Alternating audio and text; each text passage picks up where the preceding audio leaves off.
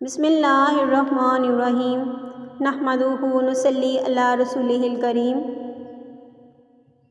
اللہ تعالیٰ نے قرآن مجید میں امانت کا ذکر فرماتے ہوئے ارشاد فرمایا، انا عرضنا الامانۃ علی السماوات والارض والجبال فابین ان یحملنها واشفقن منها وحملها الانسان انہ کان ظلوما جہولا لیعذب اللہ المنافقین والمنافقات والمشرکین والمشرکات ویتوب اللہ علی المؤمنین والمؤمنات وکان اللہ غفورا رحیما۔ اور اس کا ترجمہ یوں فرمایا، بے شک ہم نے امانت پیش فرمائی آسمانوں اور زمینوں اور پہاڑوں پر، تو انہوں نے اس کے اٹھانے سے انکار کر دیا اور اس سے ڈر گئے اور آدمی نے اسے اٹھا لیا، بے شک وہ اپنی جان کو مشقت میں ڈالنے والا بڑا نادان ہے، تاکہ اللہ عذاب دے منافق مردوں اور منافق عورتوں اور مشرک مردوں اور مشرک عورتوں کو، اور تاکہ اللہ توبہ قبول فرمائے مسلمان مردوں اور مسلمان عورتوں کی، اور اللہ بخشنے والا مہربان ہے۔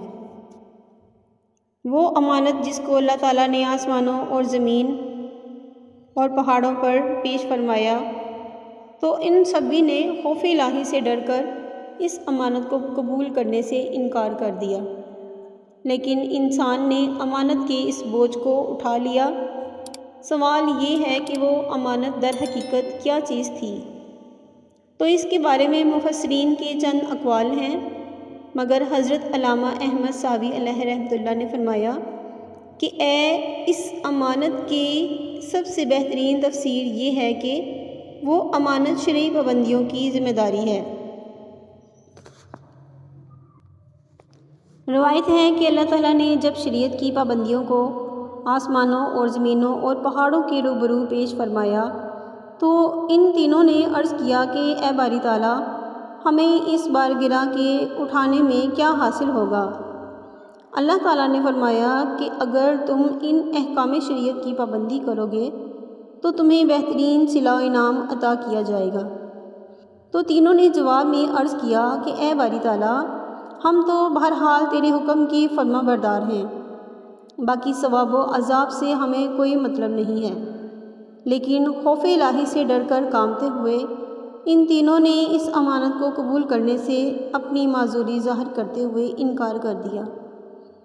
پھر اللہ تعالیٰ نے اس امانت کو حضرت آدم علیہ السلام کے سامنے پیش فرمایا، تو آپ نے بھی دریافت کیا کہ اس امانت کی ذمہ داری قبول کر لینے سے ہمیں کیا ملے گا؟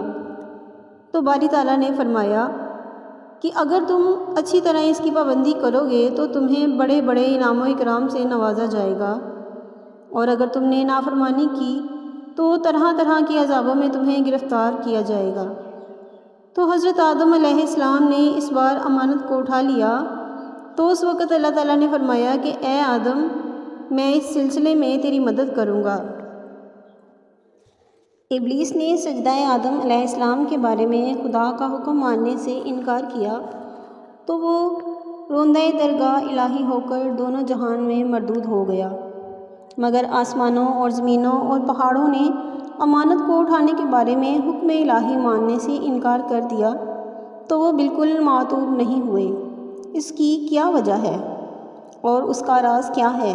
تو اس سوال کا جواب یہ ہے کہ ابلیس کے انکار اور آسمانوں وغیرہ کے انکار میں بہت بڑا فرق ہے، کیونکہ ابلیس کا انکار بطور استکبار یعنی تکبر تھا، اور آسمانوں وغیرہ کا انکار بطور استصغار یعنی کہ تواضع تھا۔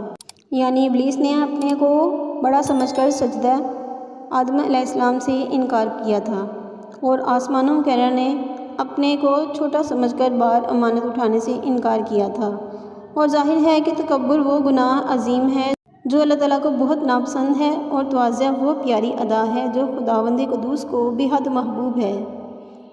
یہی وجہ ہے کہ ابلیس انکار کر کے عذاب دارین کا حقدار بن گیا، اور آسمان و زمین وغیرہ انکار کر کے مورد عطاب بھی نہیں ہوئے، بلکہ خدا کے رحم و کرم کے مستحق ہو گئے۔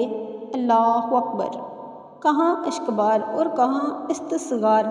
کہاں تکبر اور کہاں تواضع، کہاں اپنے کو بڑا سمجھنا اور کہاں اپنے کو چھوٹا سمجھنا، دونوں میں بہت عظیم فرق ہے۔ اللہ تعالیٰ ہم سب کو تکبر سے بچائے اور تواضع کا حوگر بنائے، آمین، واللہ تعالیٰ اعلم۔